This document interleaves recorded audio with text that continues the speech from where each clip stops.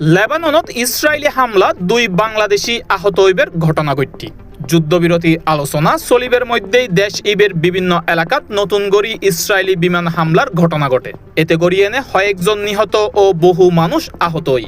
2 বাংলাদেশির পাশাপাশি 2 সিরীয় নাগরিকও আহত হই বলে জানাই লেবাননের রাষ্ট্রীয় সংবাদ সংস্থা এনএনএ। এই সংস্থার প্রতিবেদনত জানানো হয় ইসরায়েলি যুদ্ধবিমান নাবাতিয়া জেলার আব্বা ও আল দুয়াইর শহরের মধ্যবর্তী ওয়াতা আব্বার আল মাশাল এলাকাত 2 দফা বিমান হামলা চালায় ইসরায়েল। এছাড়া একই জেলার জ্যাপশিত ও আর্নুন শহরতো বিমান হামলা ও গোলাবর্ষণের ঘটনা ঘটে। হামলার মাত্র একদিন আগেই ওয়াশিংটন ডিসিত ইসরায়েলি কর্মকর্তাসকলৰ ওয়ারে একাধিক বৈঠকত লেবাননের কর্মকর্তাসকল যুদ্ধবন্ধে সম্মত হয়। তবে প্রস্তাবিত যুদ্ধবিরতি এখনো কার্যকর নয়।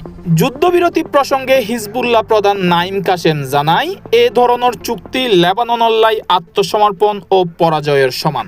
তে সতর্ক করি হই ইসরায়েল লেবাননত হামলা অব্যাহত রাখিলি উত্তর ইসরায়েলও হুমকির মুখত থাকিব।